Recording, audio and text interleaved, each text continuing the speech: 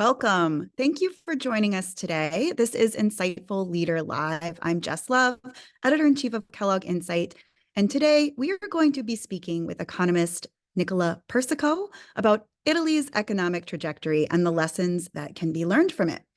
First, a little bit of housekeeping. We're going to close that chat box soon, so tell us where you're from and then expect it to disappear. Instead, you'll be leaving your questions in the Q&A box. You're also free to upvote each other's questions. Closed captioning is available. You can access it via live transcript at the bottom of the screen. And this event is being recorded, and you'll get a link to it in the next few days. All right, we are going to get started. I am so pleased to introduce Professor Nicola Persico. He's a professor of managerial economics and decision sciences at Kellogg. He's received numerous honors, fellowships, NSF grants, has published widely in the areas of political economy, law and economics, and labor economics. And very relevant for the purposes of this talk, he was born and raised in Italy. So that gives him a very unique vantage point to make some comparisons. At this point, I want to welcome Professor Nicola Persico. Thank you very much for having me, Jessica, and welcome to all from across the world. The topic of my talk today is the future of the US, Italy. It's intended to be a provocative talk to stimulate conversation. And with that, let me jump right into it. About me, I'm that fellow there in the photo. I'm born and raised in Italy. And let me share my screen here. All right. I did all of my career in the United States. I got a PhD from Northwestern Econ a long time ago, and I've been at Kellogg since 2011. I just published a book. It's available on Amazon, Strategy Beyond Markets, Political Economy from the Firm's Perspective. That makes me an expert in business and government. All right. Italy is a great place to visit. We all know this. You can see all the sights, the beauties, etc., and of course the pasta. My God, the pasta. All right. However, young Italians are not having children. You can see the fertility rate has decreased dramatically, and in the last few years has hit well below replacement rate at 1.3. Okay. So this means that Italians are not reproducing, and why? A big part of the story is the youth is discouraged in Italy, unfortunately. For decades, young Italians have been discouraged about their economic possibilities. Many don't work. Most struggle to buy a house or an apartment, and they don't think that they will be able to have the same good life that their parents had. In the US, it used to be different. Young people used to be able to buy a home, and everybody thought that they would do better than their parents historically. But recently, that's not been the case. Young Americans have become discouraged about their economic future. Many have student debt. They don't think buying a home is a realistic goal, and many don't expect to do as well as their parents.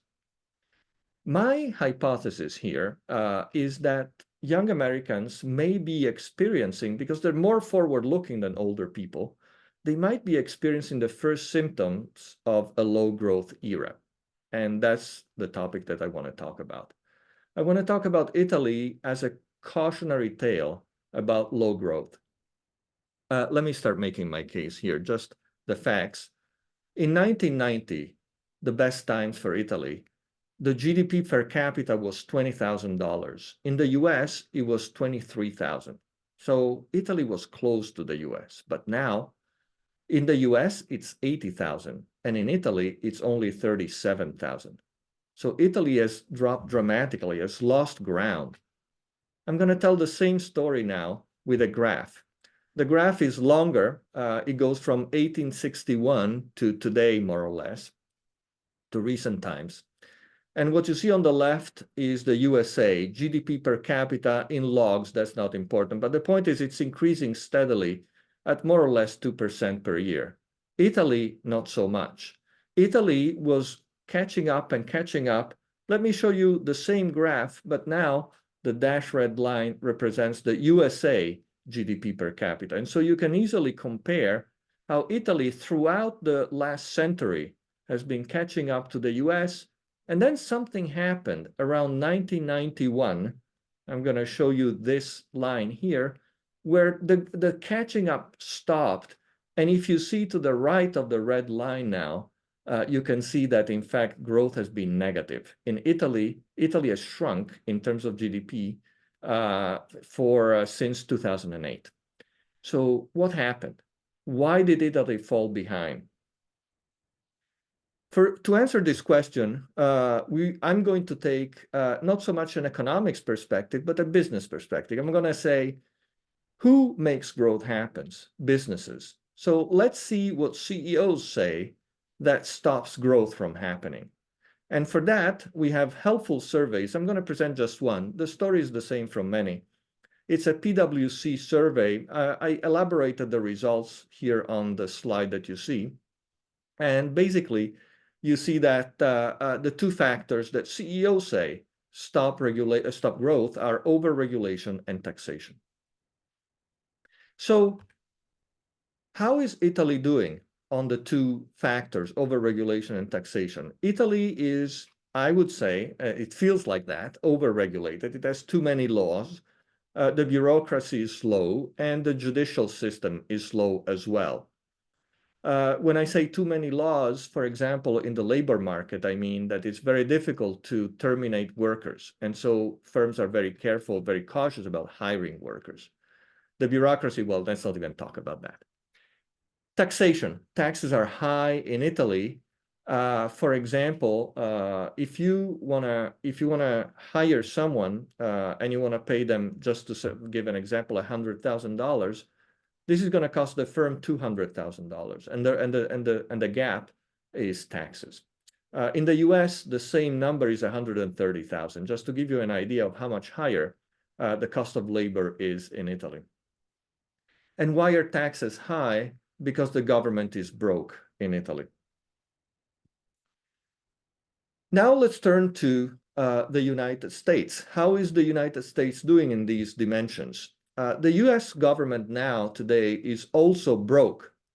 The debt to GDP ratio is 120%, which is even higher than the level at which Italy stopped growing in the 1990s, or stopped catching up with the United States. So because the debt to GDP ratio is very high today in the US, we can expect high taxes soon in the United States. So the United States is going to lose soon the comparative advantage with respect to Italy on taxes.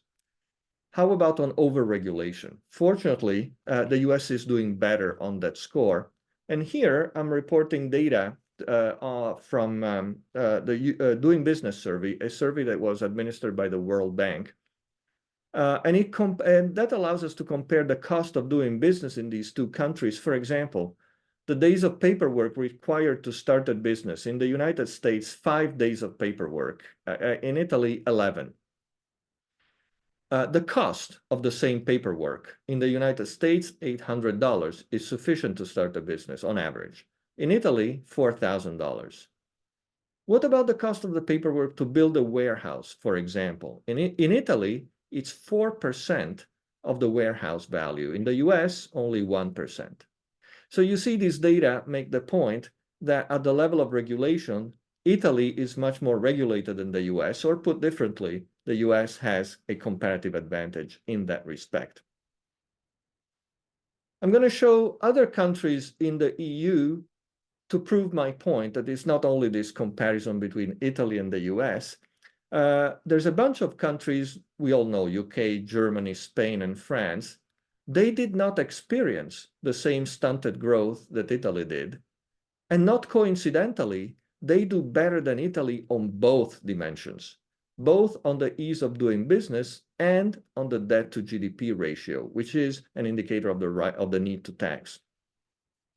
So the point I'm trying to make here is that in order to do as badly as Italy in terms of growth, maybe it is necessary to do badly on both dimensions.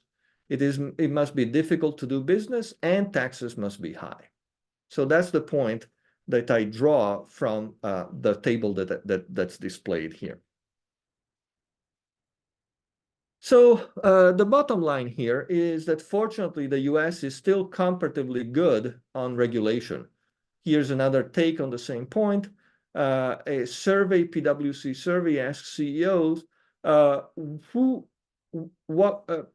how many say that regulations majorly interfere with value creation. In the US, only 31% of CEOs say that regulations majorly interfere with value creation. And if you look across different regions in the world, the US is the lowest, meaning that fewer CEOs are bothered by regulations in terms of value creation. Western Europe is 40%. I should say, though, that there's cause for worry because regulation is increasing fast in the United States, too. What you see on this slide is the total pages in the Code of Federal Regulations. These are not laws, these are regulations which implement laws. And as you can see, from 1950 to today, there's been a very healthy growth of regulation. The flat spot you see from 2016 to 2020 is the Trump administration that cap regulations, but really, and if you see a decrease, there's a decrease in about 1992. That was the Clinton administration, but overall, the pattern is one of sharp increase, of constant increase. And so now I want to conclude and open up to questions. CEOs say that economic growth is majorly limited by regulation and taxes. On taxes, the US is now more broke than Italy was in 1990. So taxes are expected to get worse soon. On regulation, the US is still less regulated than Italy and the rest of the world, most likely. Now, I don't want to say necessarily that regulation is bad here, right? It sounds like I said this, but there are advantages to regulation. There are benefits, of course. And so I want to be a little more cautious here. I don't want to say necessarily that the US is over-regulated or that Italy is over-regulated. It's possible that the US is under-regulated, and maybe it would be good to have more regulations. But my only point is, if we go down that path of greater regulation, we can expect, I think, lower economic growth. And so if we want economic growth, it would be good for the US to preserve the source of competitive advantage, which is low regulation relatively. And this concludes my initial comments. So thank you for your attention and ask me anything. You can ask me any questions that you'd like at this point. All right. And if you want, you can stop sharing your screen. And our first question, I guess I'm going to ask you to kind of spell that out a little bit more. Is there a way to differentiate between regulations that are probably worth having, maybe to push back against negative externalities like pollution or child labor, and those that make it really difficult for a business to operate? Absolutely. So ultimately, as I said, not all regulations are bad. Many regulations are good. Many are important. And the way that we know ultimately, it's a matter of choice. It's a matter of whether the US or a country wants to become a highly regulated country or not. And people feel it in their bones. When I go back to Italy, I ask people, how much time do you spend I say fighting with the government, and people don't object to this characterization. And the numbers are astounding. You ask a professional like an architect and they will tell you something like 30% of their time is spent fighting with the government. So they perceive this as overregulation, and it takes a big chunk out of their life.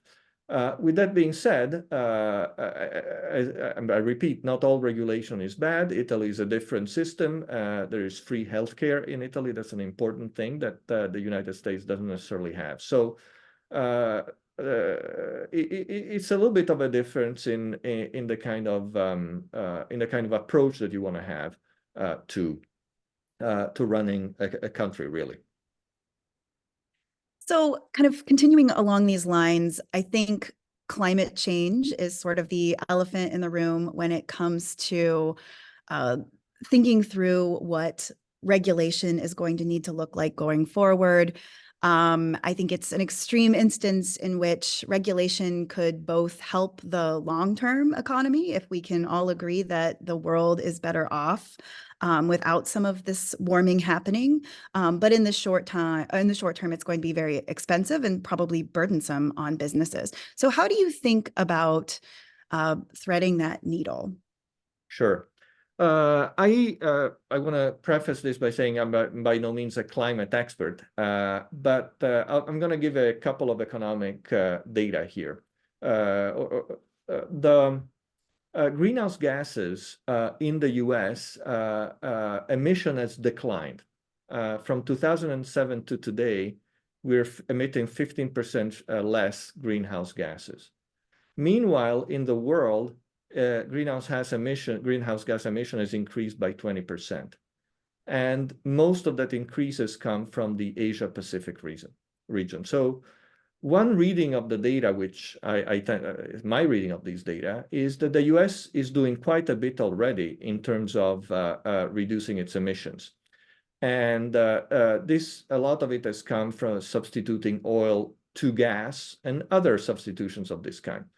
But the general point that I'm trying to drive here is that the more you want to decrease this thing, the higher the marginal cost, the incremental cost of reducing these emissions. Meanwhile, there's other countries that are emitting more and more as they develop.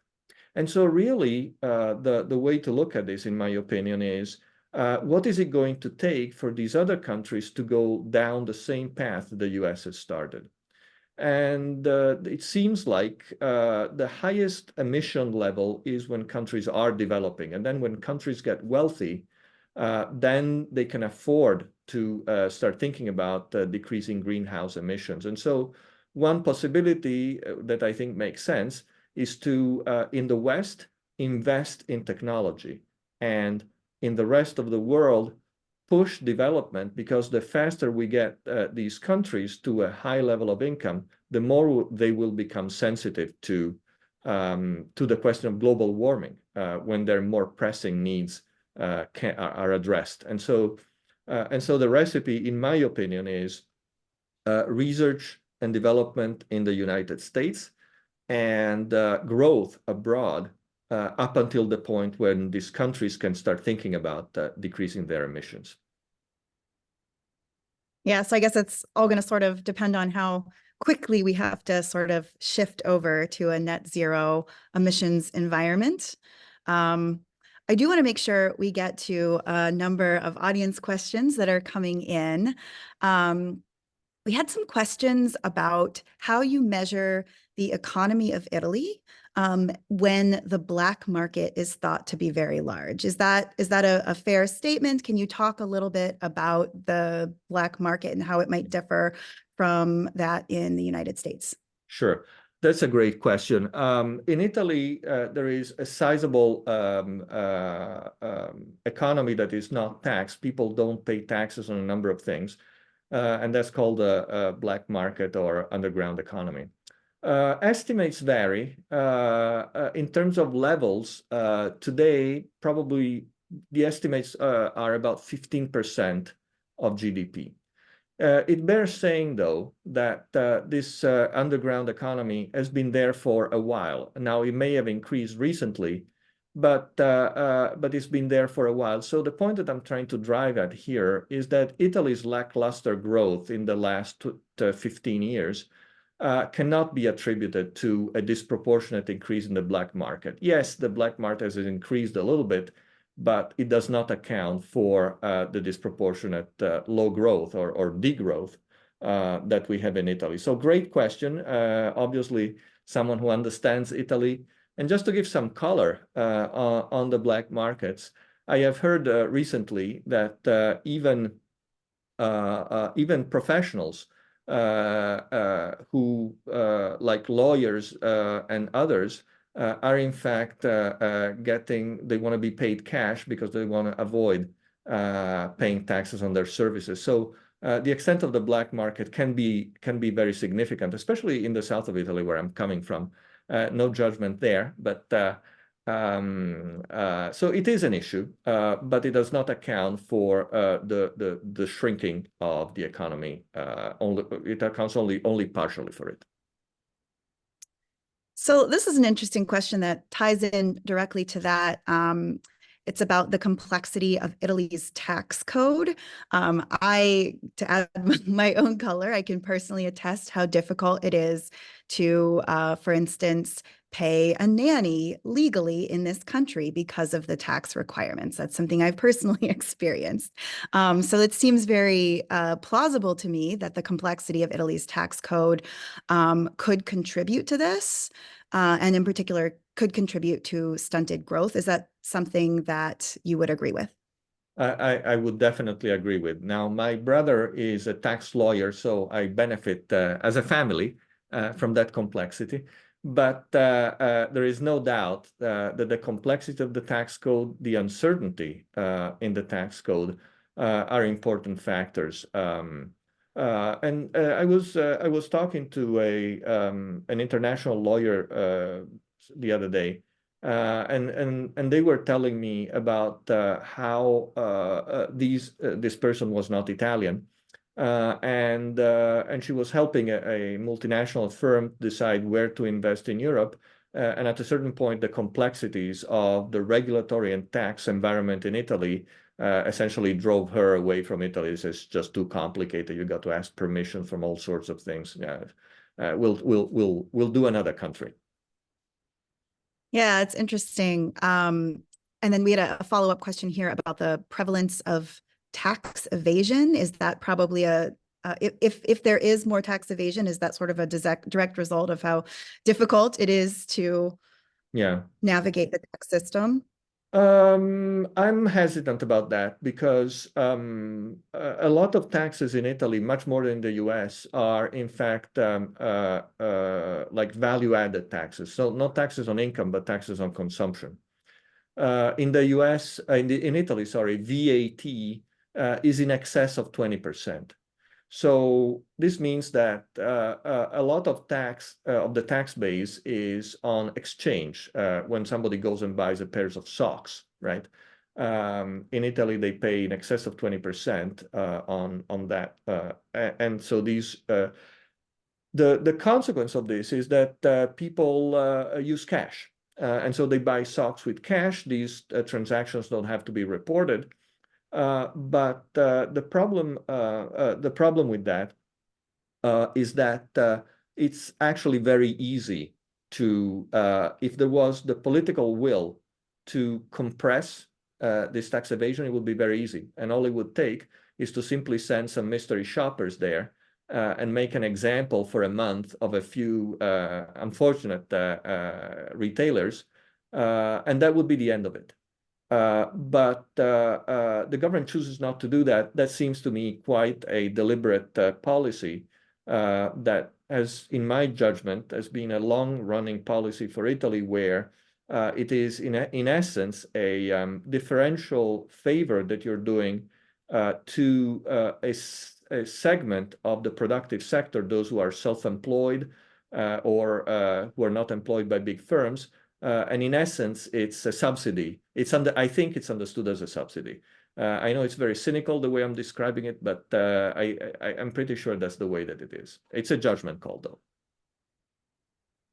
So sticking with this regulatory vein, can you talk about how IP protections may incentivize innovation and entrepreneurship in both Italy and the US? This is from our questioner. It's my understanding that the US leads the world in IP protections. Wouldn't that make a difference to alleviate the effects of potential higher taxes and regulations? Sure. IP protections are huge, very important, and they work hand in hand with a healthy innovative sector. So the US has both, has strong IP protection and strong innovative sector.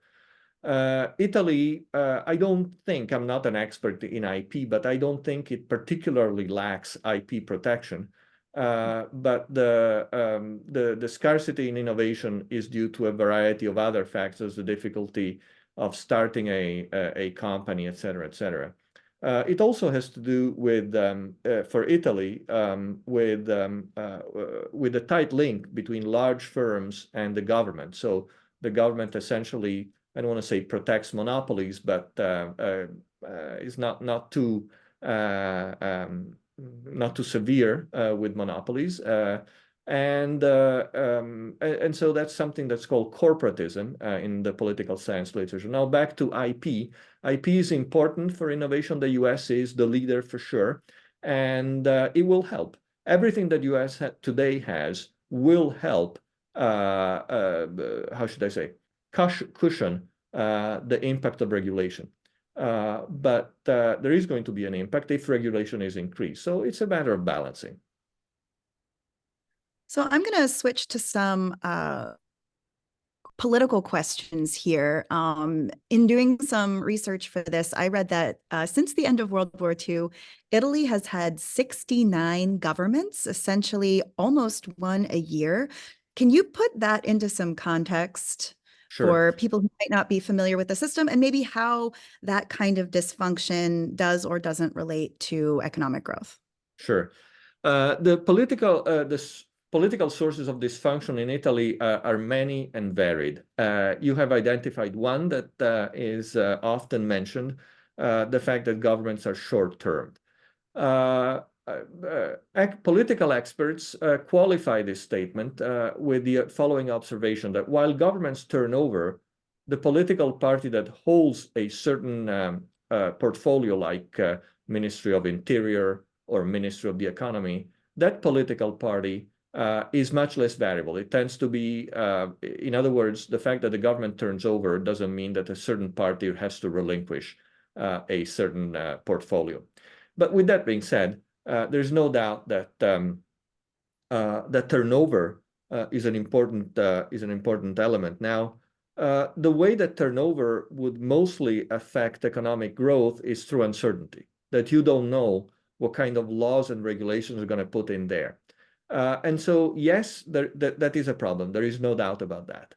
I would add, in addition to that, however, that these days, and I'm talking the last 20 years, probably the greatest source of uncertainty in terms of the rules of the game for a firm that wants to invest in Italy is not so much political turnover, is the fact that the government of whatever variety it is broke. And so they have to invent new taxes that are unexpected in such a way that you can't forecast them and you cannot avoid them, in essence. And so that's really a big source of uncertainty. It's not so much the political uncertainty, it is what you might call the bureaucratic uncertainty or the taxation uncertainty, which is due to the fact that the government needs to make money in whatever way, shape or form that they can. So it's a very short-term perspective that the government has, dictated by its financial woes. So obviously here in the US, a lot of people would argue that our own political system is becoming increasingly dysfunctional, a lot of gridlock, but some political uncertainty as well, especially with things like, mileage requirements for vehicles, for instance. So could you talk about, what sort of takeaways you would have for the American political system based on your knowledge of Italy? Yeah. I would say there is regulatory uncertainty in the US, certainly, but for the US so far, the source of uncertainty, as best I can tell, has been more of the political kind. As the question you indicated before, it's mostly to do with what political parties in power and what ideas are manifested through regulation. This may, and I fear this will change soon when the US really needs to tighten the screws on taxation. At that point, I fear that you're going to get the same sort of taxation uncertainty driven not by ideology, but rather driven by need. But this is in the future. For now, the US, to the extent there is uncertainty, regulatory uncertainty is probably mostly due to this political alternance and ideas of that nature. We had a question here asking, how sure are you that taxes will rise in the U.S.? And is there, obviously we've got this great privilege of dollar dominance. Is that a counter argument? Yeah, that's a valid point. So how big is too big for government debt? And this is a question that, of course, is highly debated. There are countries like Japan that have an enormous amount of government debt. It's about 220% debt to GDP ratio. It's worth noting, though, that Japan has been growing very slowly for many, many years. So the question is, how much is too much before you start either having low growth or fears about non-repayment and sovereign default? Italy had a sovereign default crisis about, what do I want to say, 15 years ago, something like this. The US has not had one in, I think, forever. I don't know. Now, how does the strong dollar help or king dollar help? It helps to some degree. I would note, however, that many countries across the world, particularly China and other countries, are, how should I say, organizing themselves against this dominance. There's something called the BRICS group, which is Brazil and other countries that are banding together to see if they can arrange for a system of payment that doesn't necessarily require dollars. A lot of oil transactions today are transacted not in dollars, but in the Chinese currency. And so there's a sense that for a variety of reasons, these emerging countries want a system that is not controlled by the United States, a payment system, and that includes moving away from transactions in dollars. So that's something else that's on the horizon. So Warren Buffett has said that the way to stop Congress from overspending is to make Congress people ineligible for reelection if the budget is not balanced at the end of the year. If you were, let's say, a benign dictator, is this a rule that you would get behind?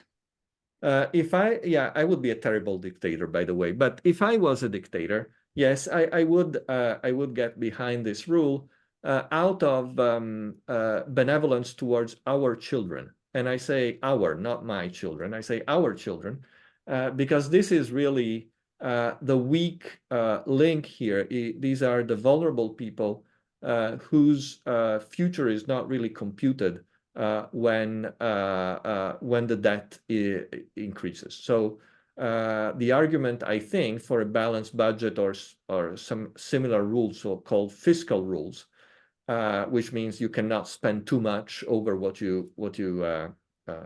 your tax income. These kind of fiscal rules are good if you can maintain them.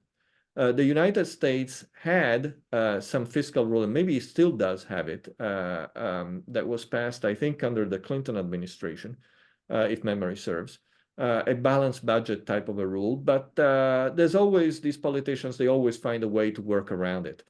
And so as a result, in practice, these rules, yes, in my opinion, they would be excellent. Our children should be screaming for these rules. The young people should tell the old people, pass this rule today.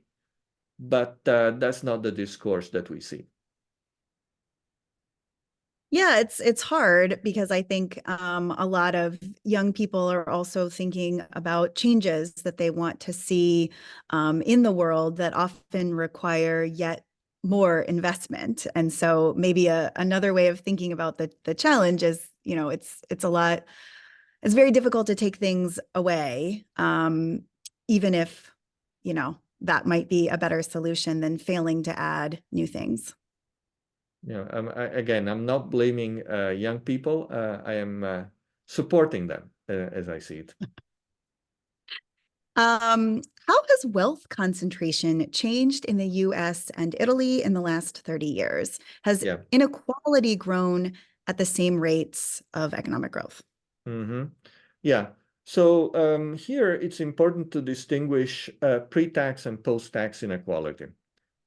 Pre-tax inequality has increased quite a bit. And I think a reasonable explanation for this is technology has shifted towards more high-skill labor. So, for example, if you go back long enough, you could see people who would do heavy manual labor and an industry. And for a variety of reasons, industry has suffered in part because of intentional policies that the US has adopted of free trade. And then technology has just reduced the amount of manual labor. So now we have robots and cranes that are unloading ships, where some years ago it was people unloading ships. So that automatically will create fewer and fewer jobs, and these jobs are going to be more high-skilled, that will require higher education, et cetera, et cetera. That in itself is going to create more inequality, and we've seen this inequality. This is pre-tax inequality. Now, post-tax inequality, and I'm talking about the US now, post-tax inequality has remained more or less the same over the last 50 years, something like this. And that is a testament, I guess, or I think, to the effectiveness of the welfare state that the US has.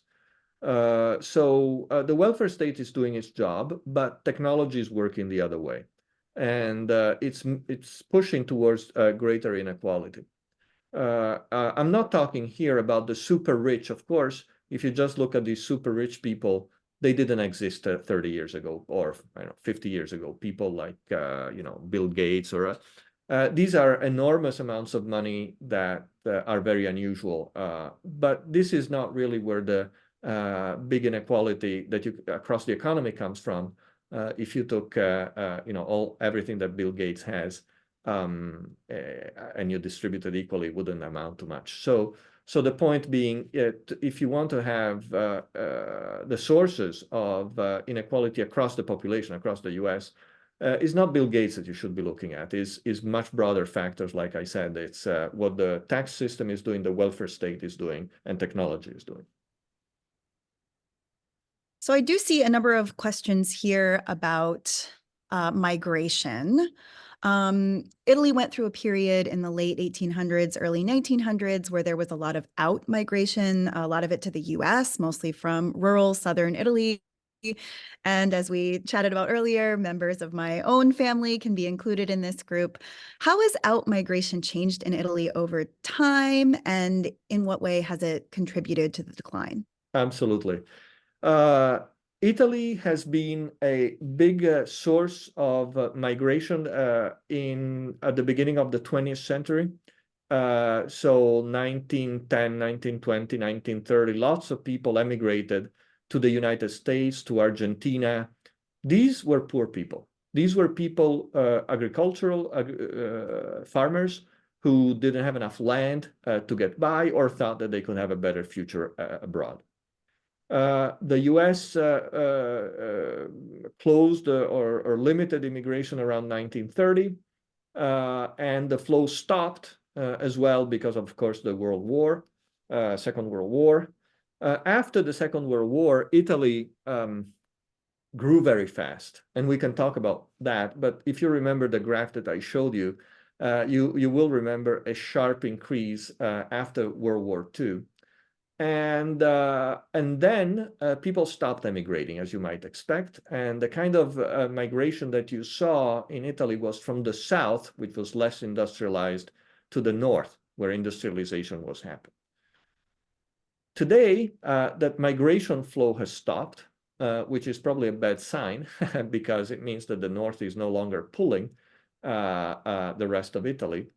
And moreover, you see a migratory phenomenon that is as sizable, incredibly, as it was in the 1920s, except this time, these are the best, the smartest people. These are not the poorest people. These are the people who get degrees, And Italy offers a good education, and then they take their smarts and their knowledge abroad, Germany, the UK, the US to the extent that is possible, and other countries in the world.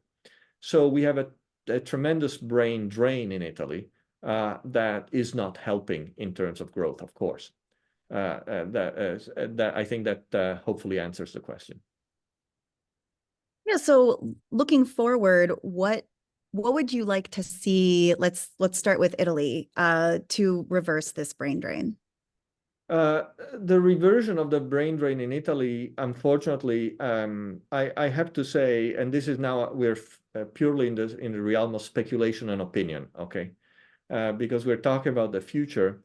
In my opinion, for Italy to start growing again, we would have to have fewer taxes and or fewer regulations. And I don't see this happening because, and again, this is now editorializing here, particularly old people are relatively well off. The old people, are the ones who can better work the system, meaning the government, and get whatever few resources the government has to distribute.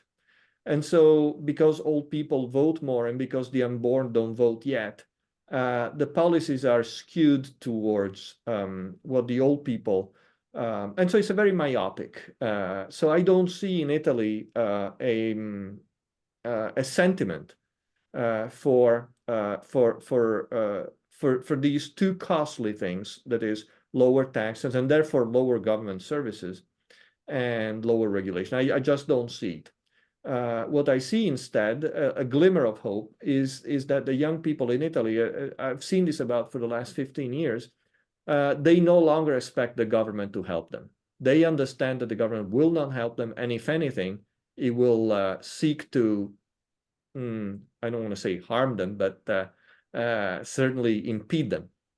And so young people in Italy don't expect to have a pension, even though they pay taxes and so on and so forth. So all of that, I think they have internalized, and I think this has changed the mindset of young people. But with that being said, a lot of the best are emigrating. So I'm not sure.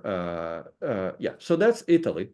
The United States is different. The United States, even now, has, in my opinion, a much stronger generalized feeling of let me do it by myself. Let me innovate. Let me get out of my way and let me do my thing. This in Italy is not there as much. I think it's a matter of culture. I think it's a matter of maybe the more ambitious people emigrate, and maybe there's more older people in Italy, whatever you want to say.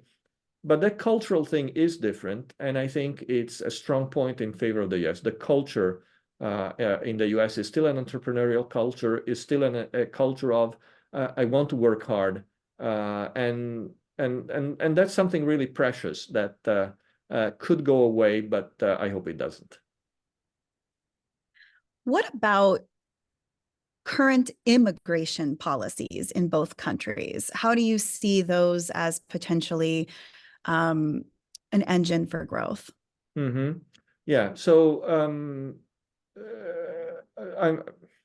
here I have to distinguish what I think and what the economic profession finds in their analyses. What I think, which is used to be, I think, or standard economic thinking, is that low-skilled immigration is going to compete with low-skilled local labor. It's going to depress wages at the bottom. Of course, this is going to help capital, because if labor is cheap, capital gets the rest of the rents. And that, I think, used to be the traditional way of looking at things. Low-skilled immigration is good for capital, is bad for low-skilled labor because it's a substitute.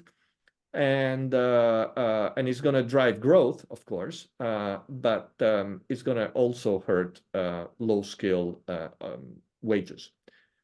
So this is what I think, and I think is standard economic theory. Now, let me say what economists find. They don't find any of this, and I don't know why. Nobody knows why, I think. But there's a number of studies that where you try to see whether bursts of immigration in a certain area, this or that, is very difficult to statistically isolate the effect. But to the extent that people try, they find little effect. So in other words, no effect on wages, little effect on occupation. So it's all quite murky, exactly. We don't, I think economists are not finding much of what I think standard economic theory predicts. Okay, so that's the United States. Italy. Italy, in terms of immigration, is a bit of a, you know, of a straight, how should I say? It's an unstable situation in that since the EU, the European Union, of which Italy is a member, introduced the so-called Schengen Pact, which means that there's going to be no checks at the frontiers of member states. And so in practice, this means no checks between Italy and France, which are bordering countries, no checks between Italy and Austria, which are bordering countries, etc. With Schengen, there's been a tremendous appeal of Italy as a port of entry because Italians are nice, first of all, so they're not going to throw you back in the sea, more or less. And so, and also, somewhat strategically, Italians have, rather than preventing or stopping immigration from the southern Mediterranean, which is where immigration comes from to Italy, they have rather, in practice, if not in law, facilitated the movement of these immigrants toward Northern Europe. And so they have strategically used the Schengen freedom to say, well, move to greener pastures. And this is how you have places like Sweden or Denmark, Germany, of course, big destinations for immigrants that probably enter through Italy and then they transit on to these greener pastures. So it's complicated. It's a complicated situation there. With that being said, in Italy, we see precisely the sort of competition between low-skilled labor and immigration and low-skilled immigration that economic theory predicts. And particularly, you see immigrants working in the fields, agricultural fields in the south of Italy, in conditions that are really very dire. They're paid very, very little, and they are made to live in very bad conditions. So there we see it with our own eyes, what's going on. And so, yeah, so I guess I'll conclude here. Well, so you brought up sort of the role that Italy belonging to the European Union plays in sort of how migration and immigration plays out. Can you talk about other ways that belonging to the EU either helps or hurts Italy's growth? Yeah, that by far the biggest positive effect of the European Union has been the fact that Italy has been able to borrow sovereign borrowing at a very low rate. And by which I mean that that having a debt to GDP ratios of 120% means that a sizable chunk of that comes due every year. And if you cannot borrow it again, you're going to be in default. Italy risked this default. I forget the exact dates, I think 2011, but and there was a serious sovereign crisis then. That crisis was solved when the president of the European Central Bank, Mario Draghi, said the fateful words, "We will do whatever it takes." These words stopped the run on Italian debt and stopped the sovereign crisis. So what's my point? My point is that markets believe, even though it's not written anywhere, believe that Europe will come to the aid of Italy in case of a sovereign crisis. And that knowledge in itself stops a sovereign crisis. And so, Italy is able to refinance its debts at relatively low rates because people are not fearful of a default. So that's very important. That's a very important thing that the European Union did for Italy. As for the rest, the ability for young Italians to emigrate, that's also an important thing, because these Italians, even though when they leave, they hurt Italy, they help themselves, and that's not bad. So I would say these are probably the most significant ways in which the EU membership helped Italy. Italy is a country with many family businesses. Do you see any differences in economic growth because of this high proportion of family businesses? Sure. For a long time, I think I'm saying something standard here. I believe is that family business. The concern is that family businesses are not run as professionally as larger businesses, let's say. And even the fact of being family adds some complication, but just the fact of being small means that there's a lower level of professionalism, particularly in management. As a practical fact, as a matter of record, managers in Italy are paid much less than elsewhere in Europe and much, much less than in the United States. Italian managers are good, but if they stay in Italy, they don't make a lot of money. And so they too, they leave. And this is possibly also the fact that the firms are small, family firms, etc., contributes to this lack of professionalism where if one is a good manager, their skills are not going to get rewarded really. And so why not take the skills elsewhere? So the fact that firms are small is an important factor. Small firms generally invest less in research and development. They export less. So in general, if you want to, having big firms is a good sign for growth. Let me put it that way.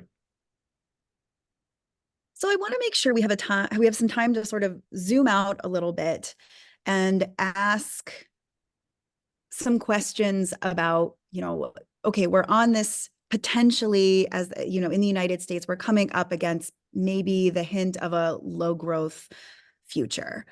Are there any countries that we can look to that have actually been able to kind of reach the edge of that cliff, and instead of going down, reverse and do something different, whether that's, finding a way to increase the birth rate or finding ways to cut back on regulations or pay off debt? Like, is this just like a economic theory that seems like it should be possible, but might not actually be in the real world of humans where we all live? I think you've hit the nail on the head, Jessica. Economic theory suggests it should be possible, but we haven't seen much of it.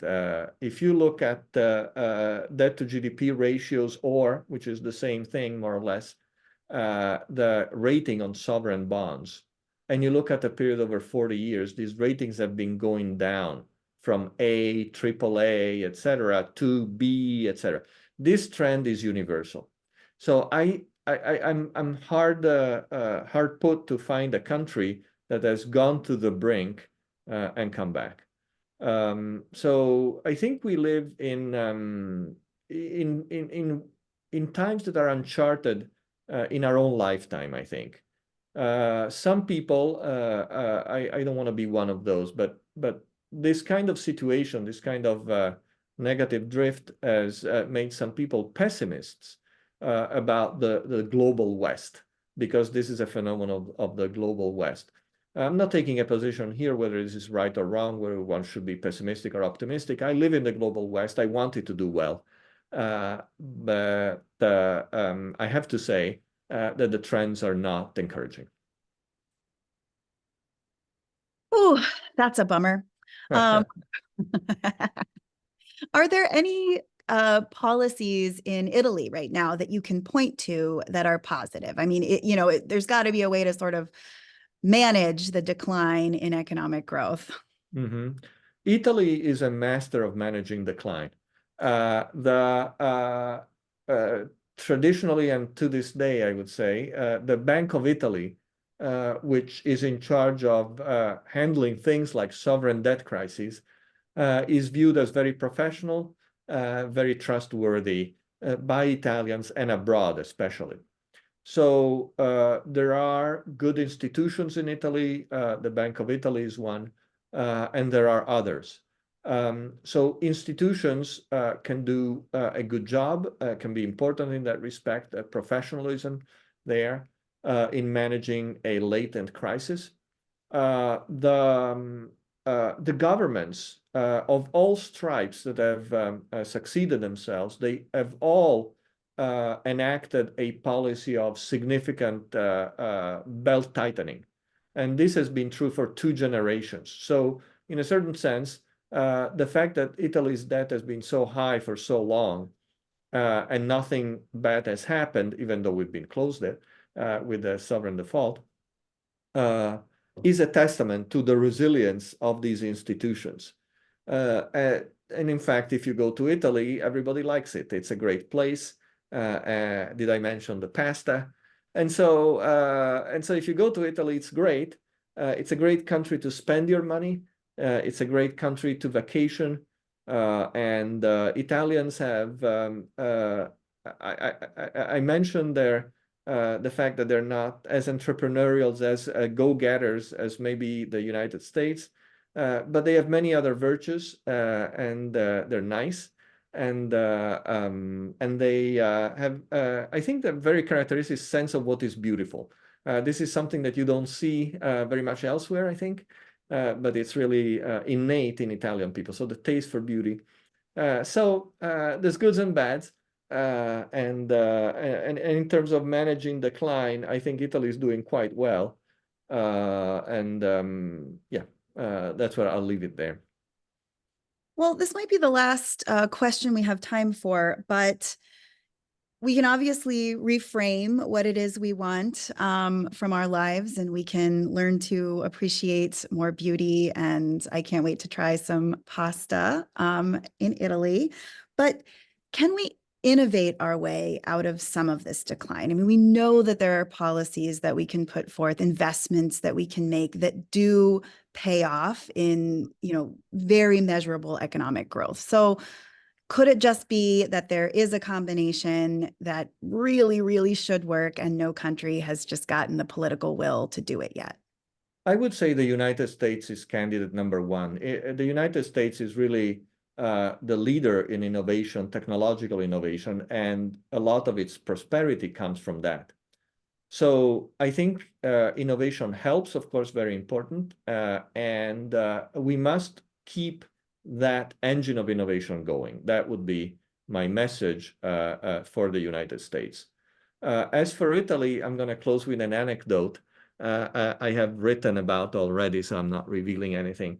Many, many years ago, we're talking 20 plus something years ago, I was invited at the Italian consulate in Philadelphia because the big ambassador for the US was going to come in, and this ambassador wanted to talk to Italian leaders or prominent people in Philadelphia. So I got the invitation, I went, and so you have this ambassador that comes in and says basically, I have an opportunity here for you all, and you have a room full of doctors, of engineers, etc. And the opportunity is that all the patents that you guys have filed in the United States and that you own in the United States, we're now giving you the opportunity to transfer them to Italy for free.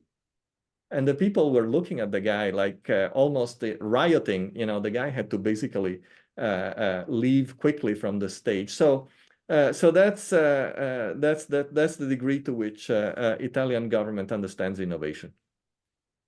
Well, we are at time. Thank you to our wonderful audience for attending and sending in a ton of great questions. Thank you especially to Professor Nicola Persico. And we at Kellogg Insight will be in touch shortly about future webinars. We have a few great ones planned for the spring. Thanks so much. Thank you.